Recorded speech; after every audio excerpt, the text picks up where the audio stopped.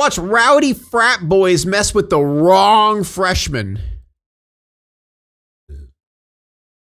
On October 9th, 2015, at 1:20 a.m., students living in the Mountain View Hall dorms at Northern Arizona University were settling down after a night of partying. Suddenly, they heard screams coming from the parking lot. Just as they looked out their windows, they witnessed a gunman firing a barrage of bullets at several people. The Flagstaff Police Department was flooded with 911 calls. There's a guy outside and he's shooting people. He's yelling right now. There's people on the ground. Yes, someone's shooting a gun. Someone got shot outside of Mountain View Hall. Someone needs to come right now and get ambulance. The victims, NAU students Colin Brew and Nick Peering, were critically injured. Several heroic bystanders, along with the gunman's friend Jacob Mike, rushed over to help the victims. As they were applying pressure to the victims' wounds, the gunman was shoved to the ground and attacked. In a panic, Jacob called 911. So I'm just assuming, was there like some hazing going on, and then the freshman cracked? Your emergency. 911. 911. Mountain View. This guy's killing my friend. What's going on there? Someone is attacking my friend. Do they have any weapons? Do they have any weapons? Yeah. What kind of weapons? I'm not sure. It's a gun. It's a gun? Are you okay, dude? Stay on the line. More pressure. Put more pressure. I know. You're trying to hurt me. I'm sorry. The call suddenly disconnected as What Jacob the attempted to fuck, protect his dude? friend. Several more shots rang out, and another wave of 911 calls poured in. I need an ambulance on Franklin Avenue. Like 3 boys, this guy's shot. The 3 boys? Yeah, like something like that. My boyfriend's shot in the neck, one is shot in the abdomen. I need an ambulance. I need an ambulance right now. My boyfriend's shot. Oh my God. Hi, I believe that there's a guy, he has a gun, and he just shot some people outside. Where? At NAU at Mountain View. Did he just run off? So this is college students, right? Probably a minute break and then 2 more shots. Can you see the shooter? No. And what does he look like? I don't know. There's a bunch of people outside. I don't know who the shooter is.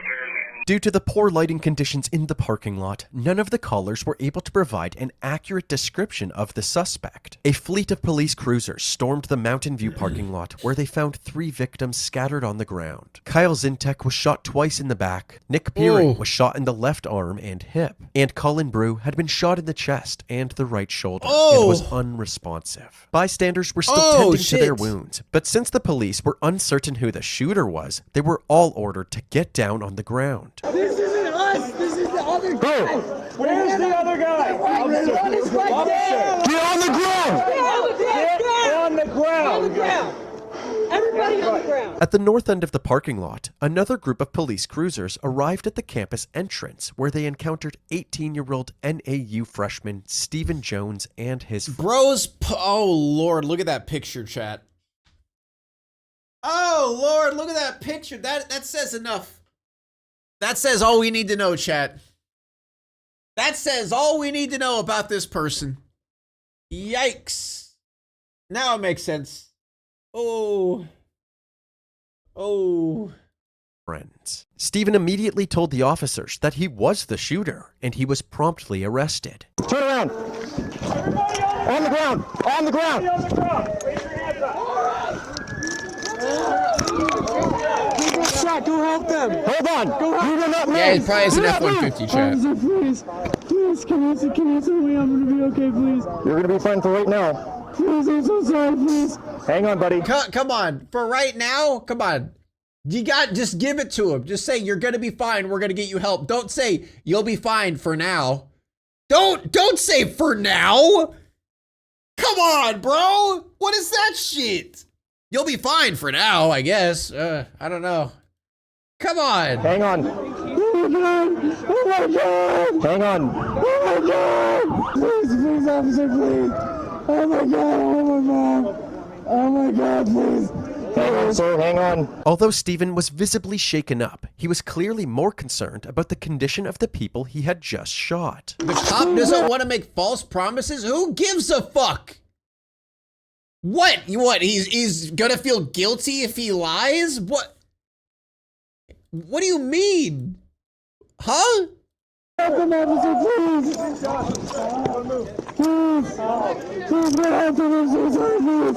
Please get help him! Also, his behavior throughout his arrest resembled that of a scared child rather than a ruthless killer. I'm so scared, I want my mom. Stand up. Where's the firearm? It's over there by the guy with the flannel and the beard. Please, officer, I'm so scared, please help me! Hey, flannel, hang on! Hey, one of you, flannel and beard, there's a gun over there. Stand up for me. I can't. Roll over, stand up. Spread your feet. He still shot 2 people? Wait, is this the person? Wait, I'm confused. Is this the person who shot people?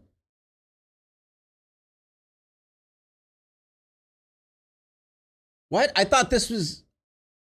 Oh, never mind then.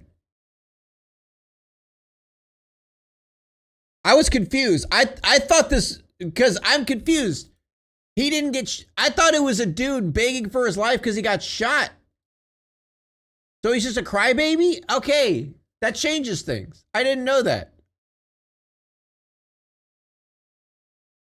I was confused. I thought this was a victim, chat. Spread your feet more. Steven, come with me.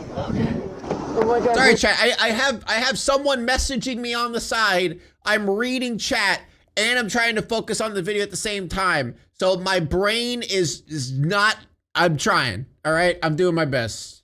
Help me, I'm so scared. I can't. I'm sorry, I can't. Have a seat. Oh my God. Oh my God. Just have a seat. I can't be Have a alone, seat. please. Have a seat.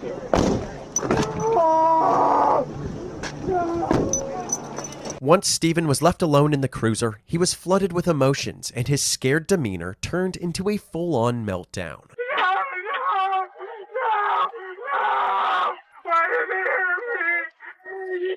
My friend, why were you trying to hurt me? What? Why? Around this time, a random woman came running up to one of the officers from across the street. She told the officer that there was another victim. Apparently, during the second round of gunshots, another student named Nick Prado was struck in the neck. Okay, I'm confused. Why are they showing the faces of all the victims, but they're blurring the face of the person who shot people? Fled the scene running across the street to 262 East Franklin Avenue, aka the Courtyard. The officer followed her back to the apartment and saw Nick Prado lying on the ground while other students pressed a towel against his neck to manage the bleeding. While waiting for the EMTs to arrive, the officers continued securing the crime scene. With the shooter now in custody, the officers decided to check the surrounding area for any possible threats. We need to confirm that one shooter's our only shooter. They swiftly evacuated Mountain View Hall and cleared the building room by room. Back outside, the paramedics had finally arrived on the scene. The victims were loaded into the ambulances and taken to the Flagstaff Medical Center for emergency surgery. Meanwhile, the officers headed back to the cruiser to touch base with Stephen, who had calmed down a bit since the last time we saw him. You identified yourself to me as the shooter. Nobody else, none of my friends. There's nobody else involved. No, nobody but me. I take all the responsibility. Oh my God. How bad are they hurt? I don't know yet. What are you crying I about? don't know if they're okay. I know that some people were transported to the hospital. How bad are they hurt? You shot him. We'll call your mom for you. We'll just got to figure all this stuff out first, okay? Stand by with me. Stephen was unable to call his mom until after he was processed at the police station. During the call, his mother sharply advised him not to say anything until he could speak with his father. The call ended and he was quickly led to the interrogation room. You can just have a seat over there in that chair. Can you put my hair on my face, please? Yeah. Thank you. There you are. He appeared to be more composed now, but panic set in once again when he noticed blood on his hands. Okay. So what we're going to do... Okay, we're just going to put them on top. So just... That's fine. That's fine, Steven. So put your hands together like this. So obviously by the title, there's more to this story. So I don't want to jump to conclusions that this person is like a horrible person until we discover what the actual story is. Because he does seem like he's genuinely regretting what he did.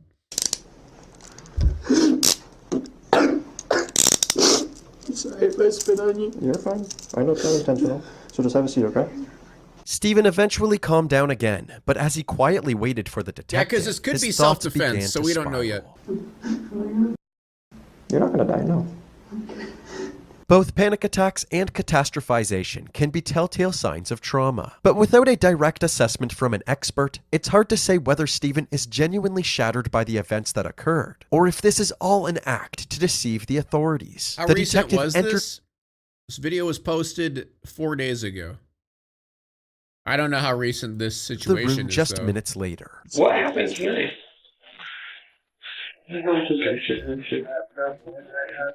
Although he initially followed his mother's advice, he quickly folded and told his side of the story from the very beginning. It was a typical Friday night, partying with his fellow freshmen and playing some Guitar Hero at an apartment complex called The Grove. Did you guys imbibe on any alcoholic beverages? Guitar The Hero? girls were Okay, there. so we're probably looking at like 2012, maybe like probably the 2010s, most likely, if it's Guitar Hero. I had a sip of my friend's beer, but I knew I was driving and I couldn't afford to. Sober Stephen quickly got bored, and after about a half hour, he and his friends Jacob, 2015? Shay, and Hunter decided to head back to the campus where his car was Pretty parked. late for However, Guitar Hero. Hunter was walking ahead of the group, and about halfway to their destination, they could no longer see him. Confused about Hunter's whereabouts, they noticed that there was a party happening across the street from the campus at a place called the Courtyard. Some important context about the Courtyard is that it is the home of the Delta Chi fraternity. The 4 victims were all members of Delta Chi. Delta Chi parties have a reputation of frequently getting out of hand.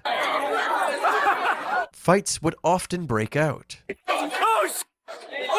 And it wasn't uncommon for the police to step in. Okay.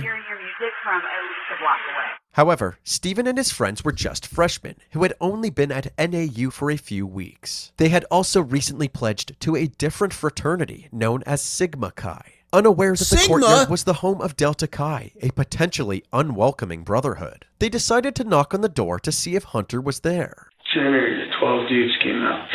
They started like, what are you talking? Get the off our porch. And then we just decided to turn around and walk away. Despite walking away from the conflict, the Delta Chi Dude, fraternity... what is with like frat bros and like, what is with that whole like culture? It's so weird. Like, I don't understand this brothers shit. wouldn't let up. Especially Colin Brew, who was being extremely antagonistic. What were they saying? I'm gonna kill you. But you couldn't fight to go back to the freshman dorm. They were obviously very drunk. Very drunk is an understatement. A medical report would later reveal that Colin's blood alcohol was at 0.28%, 3.5 times the legal limit, and just a few decimal points away from alcohol poisoning. The Delta Chi boys continued to advance towards the freshmen, following them into the middle of the street. Then, out of nowhere, someone ran up and sucker punched Stephen. Like, rock my world. I had no idea what was going on. My glasses fell off. I could barely see. After regaining his footing, the Delta Chi boys followed him as he retreated back to his car. Although he was able to unlock the doors with his fob, he was unable to find his keys to start the car. He began to panic as they got closer, so he grabbed the pistol from his glove box and pointed it at them as he exited the vehicle. I said, I have a gun. Don't move. And then... And they said, I'm gonna kill you. And 2 of them ran at me as fast as they could. He was running at me, he was staring right at me. He was saying he was going to kill me.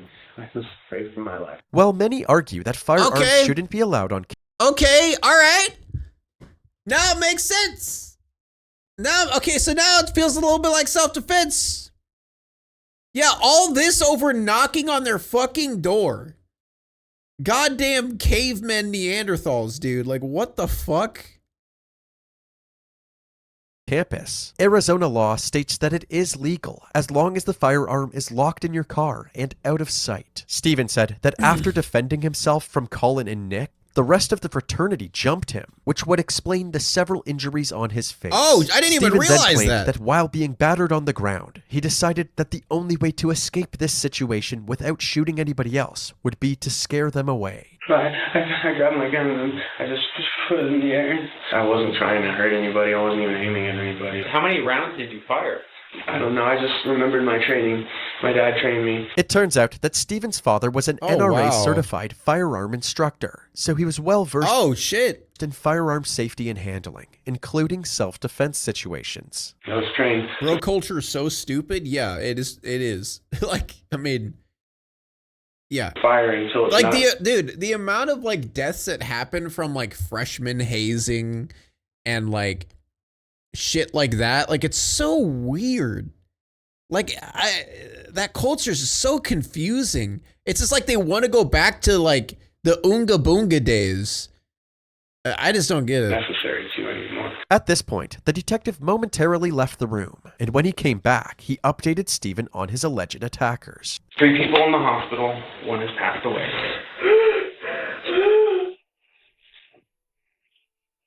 Oh man. Now I feel bad for him. Shit.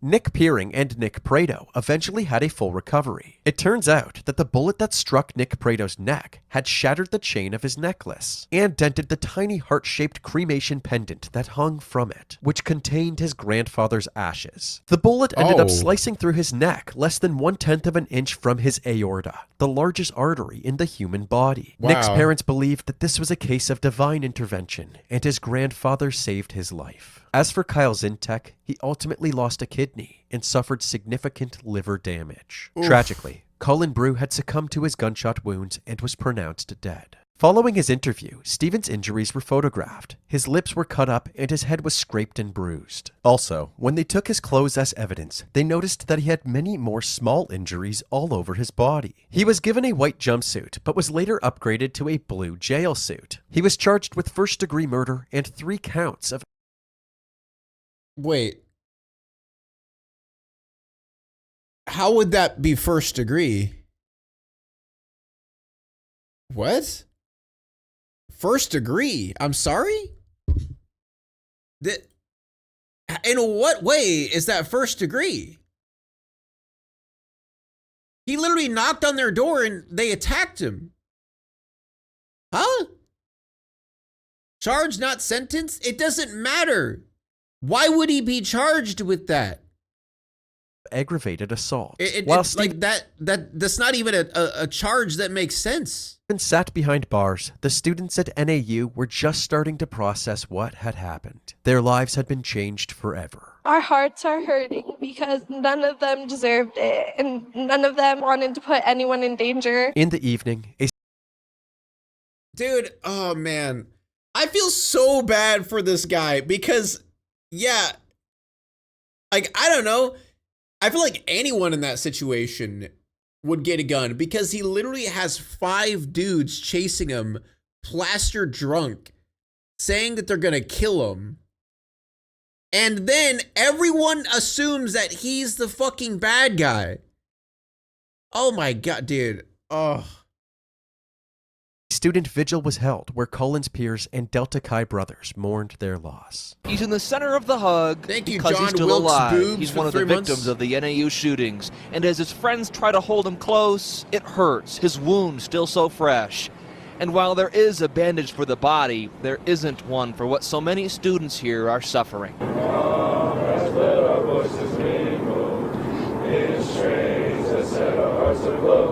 If ever a brotherhood has been needed, it's right now. At his arraignment hearing, Steven pled not guilty, and his bond was set at $2 million. But to everyone's surprise, after 6 months in the Coconino County Jail, Steven was granted pretrial release and was allowed to stay with his parents under strict conditions including 24/7 GPS monitoring. It seemed that the defense had presented some hard evidence. See, like, this is a situation where self-defense should prevail. And this is a solid example of self-defense. But I mean, I think the problem here is the other people were unarmed. I feel like that's the main problem. Is the other people were unarmed. suggesting that Stephen was not a danger to the public. But the choice to release Stephen was deeply troubling to the families of the victims. If the defense could convince the judge to set Stephen free, could they convince the jury to do the same? On April 17, 2017, a year and a half after the shooting, Stephen's trial began. County Attorney Ammon Barker delivered the prosecution's opening statement. But there were 5 of them? I know there were 5 of them, but we're talking about legality, not morality, is the problem. Is legality trumps morality a lot of times. And I don't think legally, like pulling a gun and shooting people is like, since they were unarmed, you know what I mean? Jones murdered a young man and seriously injured 3 others because his pride was hurt. Now, before this night... Huh? Pride? What? None of these victims knew the defendant, never associated with him, didn't know him to like him or dislike him. But that night, to the victims, the defendant was an assassin emerging from the darkness. And they... What? Huh? Had no chance to protect themselves before the defendant unloaded 10 rounds from his gun and changed their lives forever. All this because the defendant wanted payback. This case is not a whodunit. Pay for what? Enlighten me. Payback for what? There's no mystery to who killed Colin Brew, who shot Nick Peering, Nick Prado, or Kyle Zenteg. The defendant did. The question for you during this trial will be, what was the defendant's intent when he shot these 4 unarmed victims? This was aggravated assault, and it was premeditated murder. How? How is it premeditated? He went up and knocked on their door. He's never met them before. Like, where is this premeditation coming from? You literally said in your opening statement that he didn't know them. They didn't know him. So how would it be premeditated? In this case, the state will ask you to hold him accountable for what he's done. For the murder of Colin Brew, and for the shooting of Nick Peering, Nick Prado, and Kyle Zenteg, and find him guilty on all charges. During the defense's opening statement, they backed up Stephen's story from his interrogation, saying that the shooting was justified because it was purely an act of self-defense. When you hear this case, you will find that this is not a case about an assassin emerging from the dark on a rampage. It's not even close. This is a case about an 18-year-old kid who was just a couple weeks into his college career, a freshman at NAU. And he found himself in a situation where he was surrounded, bullied, threatened, and attacked, and did what he had to do to protect himself. Throughout the trial, a total of 35 witnesses took the stand. Using bits and pieces of their testimonies, our team has edited together a concise and comprehensive retelling of that horrible night. It combines the perspectives of the bystanders, Delta Chi fraternity members, and Sigma Chi pledges, including Stephen himself. We will start from the moment that Stephen, Jacob, Shay, and Hunter leave the apartments at the Grove and head back to Stephen's car. I heard the door behind us open, and out came like W lawyer, W attorney. Well, chat, you gotta realize if the roles were reversed and the attorney was defending the other guy, it would be the same situation. The only reason we like that lawyer and attorney is because he's not lying. But the other lawyer has to lie in order to try to win the case. That's all they care about. They just want to win. That's their job. So it's like, it's hard to even say W because you know if the roles were reversed, we'd hate the other guy. 6 or 7 guys, I believe, and they were shouting at us, asking what we were doing here, using various cuss words, and just trying to intimidate us, it felt like. One of them punched Stephen, and that was when we were like, okay, this is serious. It just rocked my world. Thank you, Riley, for the prime. It was really hard. Were you expecting that to happen? Not at all. Had you done anything physically or verbally to provoke that? Not at all. It knocked my glasses off. Everything went dark, went black. And then as I was getting back up, I felt someone behind me try to grab the back of my shirt, and I started running toward Mountain View. As Stephen ran back to his car, 3 or 4 people chased him down, while the other Delta Chi members surrounded Jacob and Shay, shoving them to the ground. I thought they were going to get beat up really bad. Once Stephen got into his vehicle, he struggled to find his keys and began to panic. You know, I didn't have my glasses, and I couldn't really see, and my legs were shaking, and I was, panicked, and I realized, oh my God, I have to do something, so I got the gun out of my glove box. I yelled as loud as I possibly could, "Don't move, I have a gun, get on the ground." I remember seeing Colin with the flashlight right on his face. One of the 2 men looked like he lunged towards Stephen. And then I heard gunshots.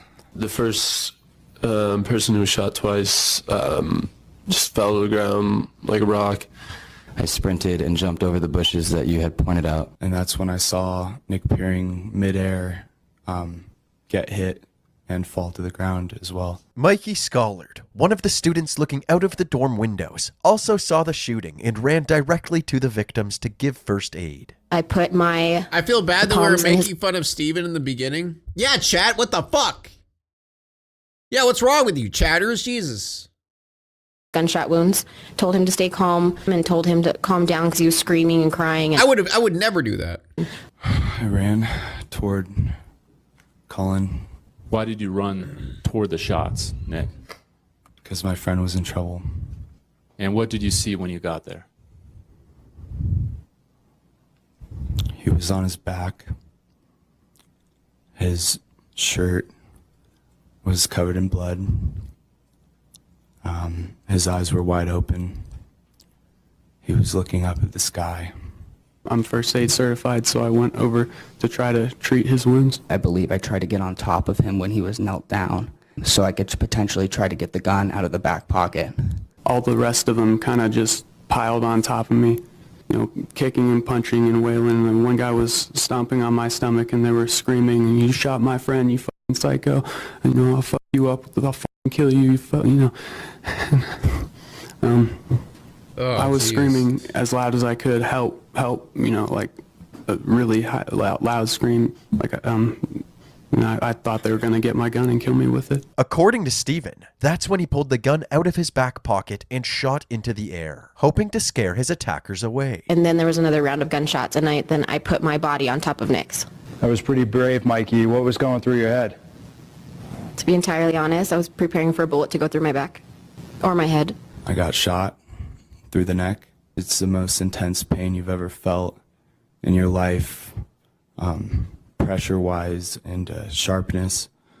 But at the same time, the adrenaline and the shock kick in, and you're so amped up that it's almost like you're being numbed, like someone has an ice pack on the wound, but you had just gotten hit with a sledgehammer. When I turned around to run, just felt something, and I dropped to the ground. It was the most painful thing, but I didn't feel a thing. Womp womp. I just couldn't move. Womp Following womp. the second round of gunshots, everybody scattered, and the police arrived shortly after. Womp I was womp. really relieved. I thought, oh my God, I'm safe now. Like the cops are here. I can just go to them and it's all over. It's perfect. They can protect me. What's the next thing that you remember after that? Waking up in the hospital. I was shot twice in the back. I had lost a kidney. I had to have some... I don't know, maybe you shouldn't have tried to beat the shit out of a random person for no reason. Part of my intestines removed and a ostomy bag put on. Yes, I'm in front of the names. I'll move my face. A broken rib. A tube up my nose and down my throat. It's natural for emotional testimonies like these to evoke a visceral reaction, but it's important to not let this reaction skew your judgment. Looking at the evidence objectively, there are clearly some inconsistencies that need to be addressed. For example, once Stephen got back to his car, he made several drastic decisions that escalated the situation, even though there were safer options. Let's talk about some of the things you could have done that night. All right, let's Could hear have it. Called the police, right? I didn't think I could have. You could have locked the door to your car. I couldn't have. You couldn't have locked the door to your car. No. You didn't have the ability to lock the door inside your car? I didn't think I could have. As you sit here today, you know you could have, right? I think I probably could have. You could have armed yourself and then gotten out of the car, and when you discovered that nobody was around you, you could have just stayed there, right? I couldn't just abandon my friends. Also, Stephen claims that the Delta Chi members chased him back to his car, and he only grabbed his gun because they were closing in on him. There were those two guys.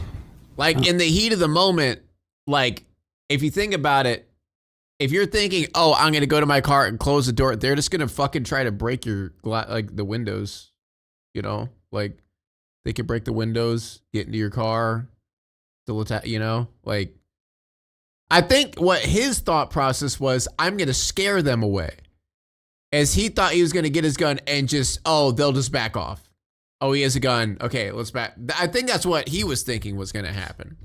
And then it didn't happen. That I mentioned. Where?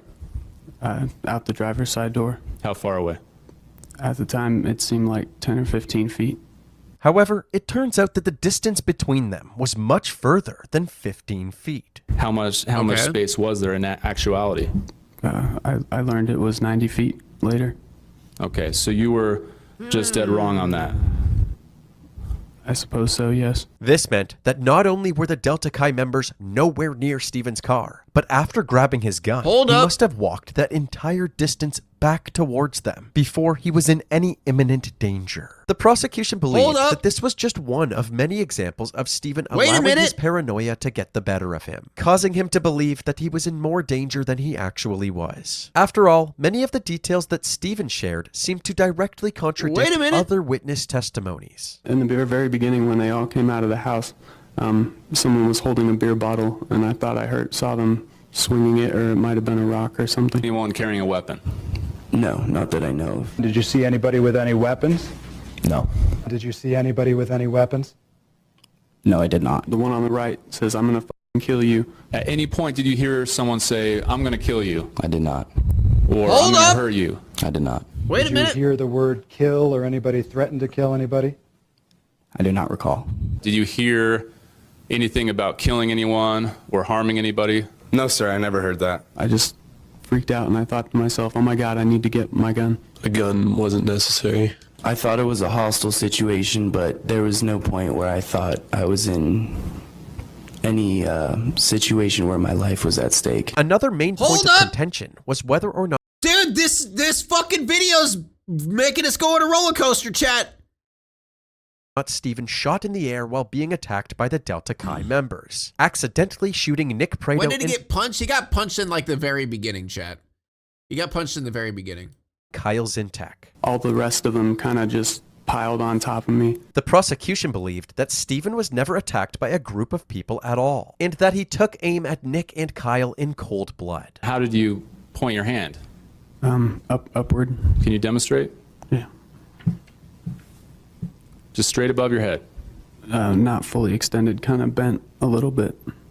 Nick Prado, how do you account for how he... See, the reason I believed they were on top of him, I thought he was on the ground, and I thought he was like pointing up, like while he was on the ground, and shot up when they were on top of him and hit him that way. So hold up. Wait a minute. Got shot through the neck. I have no idea. Or Kyle Zentek in the back? I didn't know at the time. You would agree that's not shooting into the air, right? What isn't? When you shoot someone in the back, that's not shooting in the air? Even Stephen's friend, Jacob Mike, who was right beside Stephen at the time, claimed that's what I thought. That was kind of misleading. Because he said he was he was surrounded, so I assumed that meant he was on the ground. Never saw a group of people gang up on Stephen at any point. At any point, did you ever see a group of people piling on the defendant? No. The defense, however, found it ridiculous that this was being questioned at all. How else would Stephen have gotten so many injuries all over his body? And to support Stephen's claim that he shot the gun in the air, the defense pointed to this tree branch, which was struck by one of the bullets. Hold up! Wait a minute, dude! Hold up! According to their ballistics Who's expert, lying? the angle that the bullet struck the branch indicated an upward trajectory. There were I'm also getting 2 pulled back bullets and that were forth. shot from Stephen's gun that were never recovered. The defense believed that the missing bullets were shot in the air, and that's why the investigators never found them. On the 8th day of the trial, it was time for the closing arguments. The prosecution painted Stephen as a trigger-happy vigilante that wanted to show Delta Chi who the real alpha was. The defendant couldn't wait to shoot his gun. He was eager to. Not a second thought to stay in his car, not a second thought to call the police or to drive away. Because his first thought was to fire his gun. His first thought was to retaliate. His first thought was to arm himself with a weapon and show whoever was out there who had the power. I mean, yeah, either way, I still don't think first degree. I mean, I feel like no matter what, that doesn't feel first degree, but. Because with that gun in his hands, ladies and gentlemen, he had the power over people's lives. The defendant wanted to enact his own deranged sense of justice, not the justice we have here in this courtroom or that we swore an oath to uphold. No, he wanted to. Like, I honestly don't think the dude wanted to kill anyone. I firmly believe that he didn't actually want to kill someone, to be honest. Be the judge, the jury, and the executioner. And the first person who decided to confront him, who dared confront him and challenge him, Colin Brew, he decided to shoot twice in the torso. There's nothing we can do now to bring Colin back. There's nothing we can do now to stop what the defendant did that night. But there's something that you can do today, right now, to find this defendant, Stephen Jones, accountable for what he did and find him guilty on all of the charges. Thank you. The defense, on the other hand, told the jury that regardless of what led up to the shooting and the escalation that happened afterwards, lethal action was justified the moment Colin and Nick Peering charged Stephen. Ask yourself, would you want to take a chance on letting these guys tackle you and get that gun? That's the viewpoint that you have to look at this case from. I mean, that is true. Is like the fear, because the thing is the fear of them going after you isn't necessarily the fear of, oh, they're gonna beat the shit out of me. I mean, that is the fear, but also the fear of, oh, I have a gun in my hands now, they could take it from me and then kill me. Yes, him having the gun did escalate the situation. It is a very push and pull kind of case. If you were standing there and these guys were charging at you, you're not deciding whether it was wise for him to leave the car. He had every right to leave that car and walk up to that scene. It's not a situation any of us would want to ever be in. But under these circumstances, with these two guys charging right at him, this is tough. He acted reasonably. He did not have a choice. The prosecutor is trying to sell you this bill of goods that he premeditated, that he was retaliating, that he's an assassin on a rampage, none of which... Yeah, that shit's, I'll be honest, that shit's ridiculous. ...is consistent with the facts. What. It's frankly laughable to try and claim that Stephen is an assassin. Now, when you look at all the evidence in this case, there is no doubt whatsoever that he's innocent of all of these charges. We expect you to find the same. They rested their case and the jury was sent to deliberate. After 5 days of thoroughly reviewing and discussing the evidence, the jury re-entered the courtroom with shocking news. Wow. Mr. Foreperson, I have been informed that the jury has indicated that you do not feel that additional deliberations or assistance will help you in reaching a verdict. Is this correct? Correct. All right. This court is therefore going to declare a mistrial in this case. Following this mistrial, the prosecutors vowed to try Stephen's case again, determined to get justice for Colin and the surviving victims. After several delays, his retrial was scheduled to take place in 2020, this time for a lesser charge of second-degree murder rather than first-degree murder. However, before this would happen... see, I feel like second-degree murder could work, technically. Because he did lie about a few good things. So second-degree murder, I feel like, could work. I feel like, yeah, the first-degree thing was just goofy. Like, that's ridiculous. Stephen was offered a plea deal. The deal would reduce his second-degree murder charge to manslaughter, and he would only be sentenced to anywhere between 5 and 10 years in prison. Ultimately, Stephen accepted this deal and he was booked into the Coconino County Jail. On February 11th, 2020, his sentencing hearing took place and Colin's mother was finally given the opportunity to express her grief to the court. I miss him. I miss his smile. I miss his voice. I miss his infectious laugh. Some nights I wake up in a cold sweat in fear of forgetting any part of him. She urged the judge to give Stephen the maximum possible sentence for the suffering he had caused. Well, I mean, she's the mom. I mean, you can't really say much about that. He did cause catastrophic damage that night and a rippling effect that goes on and on. As Stephen listened, he couldn't hold back his tears. But there was no sympathy from Nick Peering, who believed that Stephen was a danger to society. Oh, he has proven that he's capable. God, dude, shut the fuck up. I feel like anyone with a brain can realize that's like he's not like a threat to society. He was in a bad situation. He panicked. He's literally like a gun-loving guy, which if you guys know anything about gun-loving people, they do kind of default to gun. He's insanely remorseful. He obviously feels bad. His entire life is fucking ruined. You could tell he never wanted to kill anyone. Like, yeah, that's just stupid. Of taking away one life and was not afraid to take away at least 3 more. Stephen was also given a chance to speak. He expressed remorse for his actions and accepted responsibility for Colin's death. If it were possible, I would... Proof we need better gun restrictions? To be honest, why the fuck is it allowed for someone to have a gun on a campus? What is that law, by the way? Like, what? It's okay if you hide it in your car? Fucking Arizona. Am I right? Like, what the fuck is that shit? Beat right now, just trade places with Colin Brew. If he could be at home with his family, I would do that. In the end, Stephen was sentenced to 6 years at the Red Rock Correctional Center in Eloy, Arizona, and was required to serve at least 85% of his time before he could be eligible for parole. On August 19th, 2024, after serving 4.5 years in prison, Stephen was released on parole. Colin was a kind, beautiful, loving soul with a bright, bright, bright smile that would light up any room that he entered. Was Colin the one that punched him in the face?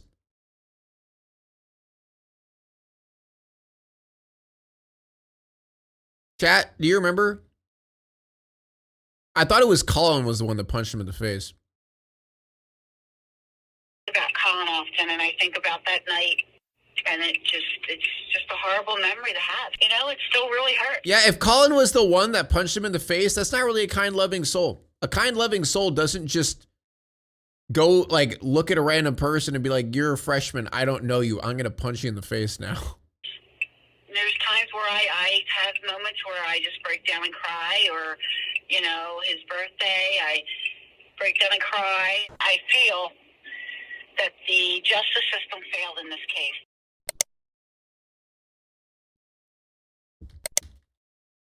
Yeah, that was a very back and forth case. Very interesting. Wow. Yeah, the top comment, the audacity to gang attack someone then cry because the person fought back. Okay, so I feel like most people share our sentiment. It's hard to imagine more life-threatening scenario than being attacked by 4 drunk men. Calling this premeditated murder is the dumbest thing I've ever heard. Yeah, definitely. That shit was dumb as fuck.